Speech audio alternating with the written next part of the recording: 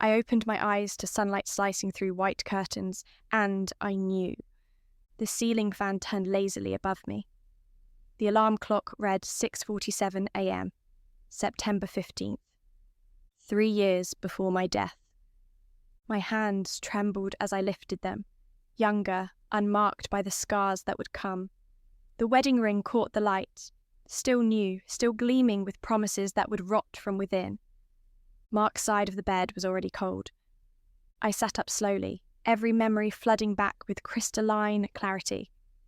The humiliation, the begging, the way I'd clung to him even as he grew distant, even as she returned and painted herself the victim. I remembered his eyes, once warm, then cold, then pitying, as he told me Sophie needed him more than I ever could. I remembered dying alone in that hospital room, his name still on my lips like a prayer to a god who'd abandoned me. Not this time. This time I knew exactly when Sophie would return. I knew the lie she'd tell. I knew how Mark would look at her, like she was salvation itself. And I knew something else, something I'd hidden even from him, thinking love meant making myself small, invisible, unthreatening. I was General Harrison's daughter, the man whose single word could end careers, whose influence stretched through every branch of the military Mark worshipped. My phone buzzed. A text from Mark. Early training, don't wait up tonight. I stared at those words, recognizing them now for what they were. The first excuse, the beginning of his withdrawal. In my previous life, I'd sent back hearts and understanding. I deleted the message without responding. The mirror showed me at 26, younger than I'd been at death, but already wearing that eager-to-please smile that made me invisible. I watched it fade. My reflection stared back, and something sharp lived behind those eyes now, something that remembered every moment of degradation, every time I'd convinced myself that love meant endurance. My chest ached, but it wasn't grief. It was rage, crystallizing into diamond-hard purpose. I'd spent 3 years apologizing for existing in his space. 3 years competing with a ghost named Sophie, never knowing she was very much alive, orchestrating her return with calculated precision. 3 years believing I was the problem. Too demanding, too emotional, not understanding enough of his duty to his first love. The nausea came in waves. Not from the memories of death, but from the memory of who I'd been. How I'd begged him to look at me the way he looked at her photograph. How I'd shrunk myself into nothing, hoping he'd finally see me. The bathroom tile was cold under my knees as I gripped the sink. When I stood, my hands were steady. I pulled my hair back sharp and severe. Changed into clothes I'd stopped wearing because Mark said they made me look too formal, too much like your father. A tailored black suit that announced exactly who I was. General Harrison's daughter was done playing the grateful, submissive wife. I called my father's office first. Amelia? His chief of staff, Lieutenant Colonel Barnes, sounded surprised. I rarely called the base. Mark had convinced me it looked like I was using connections. I need to speak with my father. Today. Is everything? Tell him it's time I took my place in the family business. Silence. Then, I'll arrange it immediately, Miss Harrison. Miss Harrison, not Mrs. Grant. The correction settled into my bones like armour. Next, I called my father's attorney, the one who tried to talk me into a prenuptial agreement 4 years ago, the one I'd waved off because Mark isn't like that, and love is about trust. Jonathan, it's Amelia Harrison. I need you to draft divorce papers. I see. His voice carried no surprise, only grim satisfaction. When? Today. I'll be serving them within the week. And Jonathan? I need you to audit everything.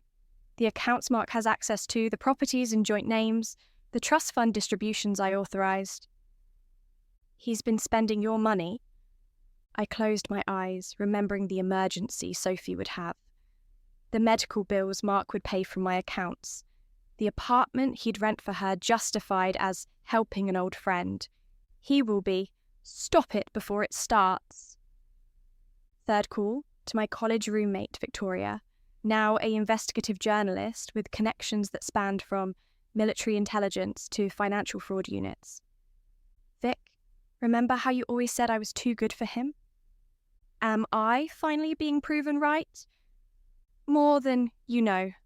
I need you to dig into someone. Sophie Chen, yes, the one he dated before me. She's about to reappear claiming she's been in medical missionary work overseas. I need to know where she's really been, and I need to know within 48 hours. Amelia, what's going on? My reflection in the window looked back, cold, purposeful, reborn. I'm correcting a mistake. Mark came home at 2 a.m. I was waiting in the living room, every light on, documents spread across the coffee table like evidence at a trial. He stopped in the doorway, taking in my suit, my posture, the way I looked at him like a stranger. Amelia, why are you still up? Sit down, Mark. Something in my voice made him obey before he thought better of it. I slid the first document across the table. Divorce papers already notarized, needing only his signature. The colour drained from his face. What is this? Your liberation.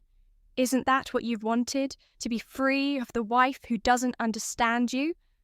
I never said you didn't have to. I kept my voice level, surgical. You've been pulling away for months. The late nights, the distance. You think I haven't noticed? He tried to reach for my hand. I moved it away. In 3 days, Sophie will contact you. She'll tell you she's back from overseas, that she needs your help. You'll go to her without telling me. You'll start paying for her expenses, using money from the joint account that's actually my family trust fund. You'll rent her an apartment. You'll choose her, Mark. Every time, in every way that matters. His mouth opened, closed. How do you... Sophie has been overseas for 4 years. How do you even know she's... Because I know you. The lie came easily. I know exactly what kind of man I married. The kind who keeps his first love on a pedestal while resenting his wife for not being her ghost. I stood gathering the papers. You wanted Sophie? You can have her, but you don't get to have my dignity too. You don't get to humiliate me while spending my money on her, and you sure as hell don't get to keep pretending you're the honourable soldier while treating me like an inconvenience. Amelia, please. I'm General Harrison's daughter, Mark. I let that sink in, watched his face go pale. Did you forget? Or did you just never think it mattered because I never acted like it? Because I loved you enough to pretend I was nobody? His hand shook. The General is your... You never... I didn't want you to marry me for my connections. I wanted you to love me for myself. I smiled, and it felt like broken glass. Stupid, wasn't it? The next morning, I walked into my father's office for the first time in 4 years. General Thomas Harrison looked up from his desk, and I saw the moment he recognised what had changed. His daughter had finally stopped hiding. Amelia, Dad! I sat across from him, spine straight. I need to tell you something about your son-in-law. I laid out everything. Not the future I remembered, but the patterns I'd noticed, the distance, the financial irregularities Jonathan had already flagged. My father listened without interrupting, his expression hardening with each revelation. And there's more coming, I finished. His first love is returning. He's going to choose her. I'm just making sure when he does, he doesn't take my future with him. My father's jaw tightened. Mark Grant built his career on his connection to this family. I know. If he thinks he can humiliate you, he won't get the chance. But I need you to do something for me. I leaned forward. When I serve him the divorce papers, he's going to panic. He's going to realise what he's losing. Not me, but the doors I opened for him. He'll try to use military channels to pressure me. I need you to make sure that doesn't work. Consider it done. He studied me. You've changed. I woke up. That afternoon, Victoria called. Your instincts were right. Sophie Chen never left the country. She's been in Portland this whole time working at a medical billing company. No overseas missionary work, no noble sacrifice.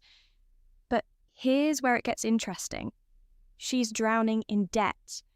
Credit cards maxed out, loan sharks involved, and she's been following Mark's career obsessively. Social media, military forums, the works. Ice flooded my veins. She's targeting him. More than that, 3 days ago she purchased a plane ticket to the city. She's staged this entire return. The question is why? I already knew Mark was rising in the ranks, close to a major promotion, and through me he had connections to the general himself. Sophie wasn't coming back for love. She was coming back for the life those things could buy her. Vic, can you document all of this? Already building the file, but Amelia, are you sure you want to blow this up? Once this goes public, I'm counting on it. On the third day, exactly as I remembered, Mark's phone rang during dinner. I watched him glance at the screen, watched the colour drain from his face. I need to take this. He stepped onto the balcony. Through the glass, I could see him pacing, running his hand through his hair. The same gestures I'd memorised in my previous life when I'd wondered who could make him look so torn, so desperate. When he came back inside, his face was carefully neutral. That was an old friend, from before we met. She's back in town and going through a hard time. I told her I'd help however I can. Sophie, he froze. How did you? I told you. I know exactly who you are. I stood, walked to our bedroom, and pulled the box from the top of my closet. Inside were all the mementos from our courtship. Love letters, photos, the pressed flower from our wedding bouquet. Mark followed me, watching as I carried the box to the fireplace. Amelia, what are you doing? I knelt down, pulled out his lighter, the one I'd given him, engraved with our wedding date. What I should have done years ago. The first letter caught quickly, flame eating through his promises of forever. I fed each memory into the fire, methodical and calm. Our wedding photo curled and blackened. The flower crumbled to ash. Stop! Amelia, please! You're being irrational! I looked up at him, my face illuminated by the flames of our burning past. Go to her, Mark. That's what you want, isn't it? To rescue her, to be her hero. You've been waiting for this moment since the day we met, waiting for permission to choose her without being the villain. That's not. I love you. You loved the idea of me, the general's daughter who made you feel important. But you never loved me. Not the way you love her. I stood, letting the last photograph burn. So go. But understand this. The moment you walk out that door, everything changes. I won't be here when you come back. This marriage will be over. And the man you've been building yourself into, the decorated soldier with the powerful connections, that dies tonight too. His face crumbled. You're not being fair. Fair? The laugh that escaped me was sharp enough to cut. You're about to abandon your wife for another woman, using my family's money to fund her rescue, and I'm not being fair. I walked past him to our bedroom and locked the door. Through the wood, I heard him leave an hour later. I didn't cry. The woman who would have cried had burned with those photographs.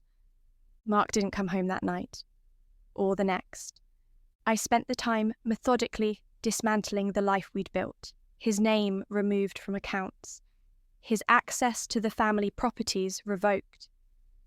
Jonathan worked with quiet efficiency, building an impenetrable legal wall between Mark's choices and my future. On the third day, I had lunch with my father at the officers' club. Every eye in the room tracked us. General Harrison rarely dined publicly with family, and never without purpose. Your soon-to-be ex-husband requested a meeting with me this morning, my father said, cutting into his steak with precise strokes. wanted to explain the misunderstanding between you two. What did you tell him? That there was no misunderstanding, that my daughter had made her position clear, and I stood behind her decision completely. Then I mentioned that his upcoming promotion review would be thoroughly evaluated by a committee I personally oversee. I sipped my water. How did he take it? About as well as a man realizing he's destroyed his career for a woman he hasn't seen in 4 years. My father's eyes were cold. He tried to suggest you were being emotional, hormonal even. The rage must have shown on my face because my father smiled grimly. I informed him that questioning my daughter's mental state to her father, a 4-star general, demonstrated a profound lack of judgment. The kind of judgment that raises questions about his fitness for command. Around us, I could feel the attention, the whispers starting. By tomorrow, everyone would know. The general's daughter had left her husband, and the general himself had taken her side. Mark's reputation wouldn't survive it. That evening, Victoria called. It's ready. Full documentation of Sophie's fraud, fake travel documents, forged medical certifications, the works, plus evidence of her debt situation and her targeted approach to Mark. I've confirmed she's been contacting him for weeks under fake numbers, setting up this surprise return. Can you publish it? I can do better. I can make it go viral. But Amelia, this will destroy her completely. Are you sure? I thought of the woman I'd been, dying alone because I'd believed in love while others calculated how to profit from it. Publish it. The article dropped at 6 p.m. Military wife's calculated return. How Sophie Chen faked a mission to trap a rising officer. It included everything. Screenshots of her tracking Mark's career, financial records showing her desperation, interviews with her actual employer confirming she'd never left the country, photos of her missionary work that were actually stock images purchased online. By 8 p.m, it was the top story on 3 major news sites. By 10 p.m, Mark was calling me non-stop. I didn't answer. The divorce hearing was set for 2 weeks later. I arrived at the courthouse in a black suit that cost more than Mark's monthly salary, my father's attorney on one side, my father himself on the other. Lieutenant Colonel Barnes and 2 other high-ranking officers flanked us, a silent reminder of exactly who I was and what Mark had thrown away. The courthouse steps were packed.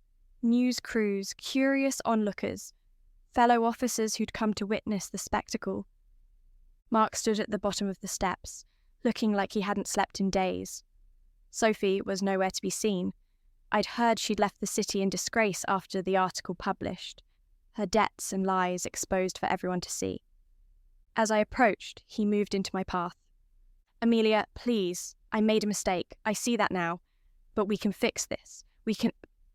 Move aside, Captain Grant. Lieutenant Colonel Barnes stepped forward, his voice carrying.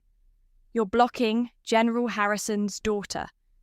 Mark flinched at the title, at the reminder of what I'd always been, what he'd forgotten while chasing ghosts.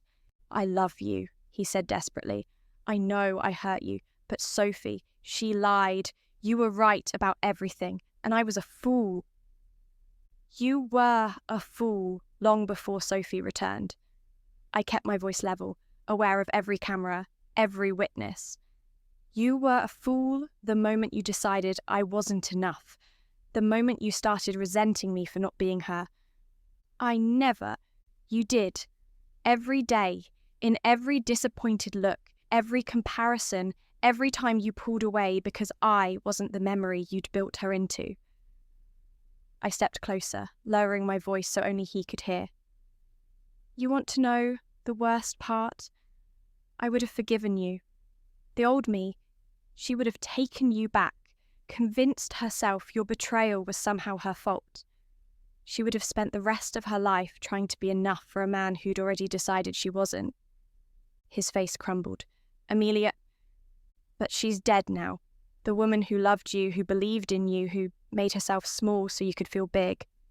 She doesn't exist anymore. I moved a step past him. He grabbed my arm. Every officer around us tensed.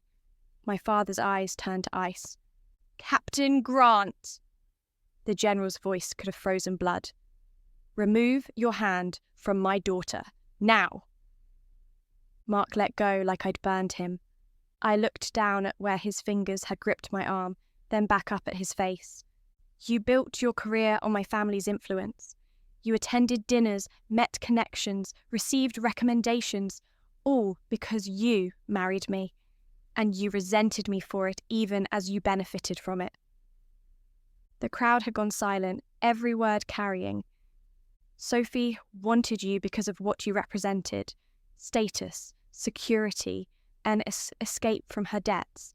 She faked an entire overseas mission to manipulate you into saving her, and you fell for it because it let you feel like the hero you always imagined yourself to be." Mark's face had gone white, his humiliation public and complete. "But I don't need to be saved, Mark. I never did. I needed to be loved. And you couldn't even give me that." I climbed the courthouse steps, my father and his officers surrounding me like the protection I should have always had. Behind me, I heard it, the sound of Mark falling to his knees on the concrete. "Amelia, please, I am begging you, don't do this." I didn't turn around.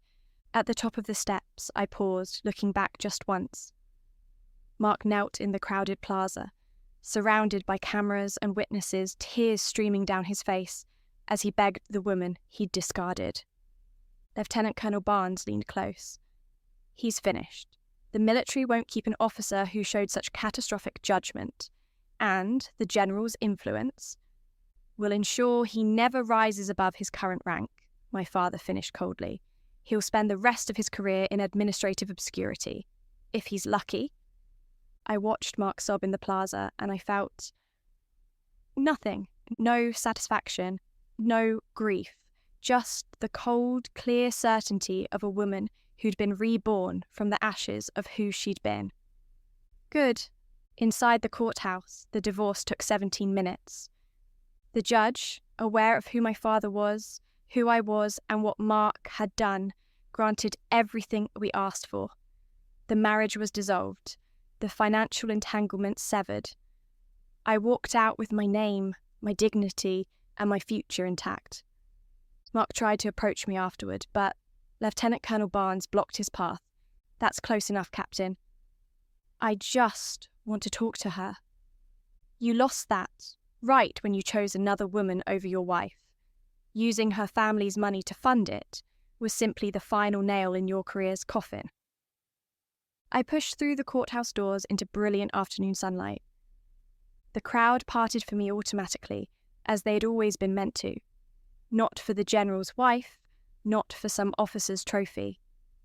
For me, Amelia Harrison, the woman who died believing love meant endurance, and who'd been reborn knowing it meant respect. My father's car waited at the curb. As I climbed inside, I caught my reflection in the tinted window, older, harder, infinitely stronger than the woman who'd woken 3 years in the past. That woman had died in a hospital room, alone and broken. This woman would never kneel again. The story made national news. The decorated soldier who'd humiliated his wife publicly, who'd fallen for a con artist's manipulation, who'd thrown away his career and his marriage for a fantasy. Mark's promotion was denied. His next assignment was a desk job in a forgotten base 3 states away, far from the circles of power he'd once navigated through me. Sophie Chen faced fraud charges and vanished from public view, her debts and lies trailing her like ghosts. And I stood in my father's office a month later, looking at the skyline through floor-to-ceiling windows, and I felt the weight of transformation settle into my bones. "You've been offered a position," my father said behind me, "advisory role, military family, support and advocacy. They want someone who understands what it's like from the inside. Someone who won't stay quiet when soldiers abuse their power." "Exactly." I turned to face him. "I'll take it." "Good." He studied me with something like pride. You know, your mother would be proud of you for finally standing up. I should have done it sooner. Maybe. But you did it when it mattered, and you did it completely. He handed me a folder. The final report on Captain Grant's career review. I thought you might want to see it. I opened it, skimming the official language that boiled down to one truth. Mark would never advance beyond his current rank. His connection to Sophie's fraud, his poor judgment, his public humiliation, all of it had been carefully documented and filed. His career was effectively over, even if he remained in service.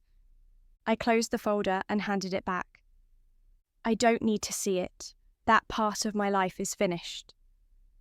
That night, I stood on my balcony. My own apartment now. No ghosts, no memories of Mark. And looked up at the stars. Somewhere out there, the woman I'd been in my previous life was still dying alone, still believing love meant sacrifice without reciprocation. But here, now, I'd been given something rare. A second chance. I'd used it to burn away everything weak, everything that had made me accept less than I deserved. The pain of Mark's betrayal had been real. The humiliation had cut deep. But from that agony, I'd forged something harder than the love that killed me the first time. Respect for myself, for the woman I'd always been beneath the people-pleasing exterior. My phone buzzed. A message from Victoria. "Drinks tomorrow? Want to celebrate your liberation properly?" I smiled, typing back, "Absolutely." Behind me, the apartment was quiet, empty, mine. For the first time in either of my lives, I stood alone and didn't feel lonely. I felt free. The woman who'd loved Mark Grant had died in that hospital room, and again in the fire where I'd burned our photographs. In her place stood someone who'd learned the hardest lesson, that love without respect is just another word for slow destruction. I'd died for that lesson once. I would never forget it again. The city lights sparkled below, full of futures I'd never imagined, when I was busy making myself small enough to fit into Mark's shadow. I lifted my face to the wind and breathed in my rebirth, painful, complete, and entirely my own. This was what rising from the ashes felt like, and I would never kneel again.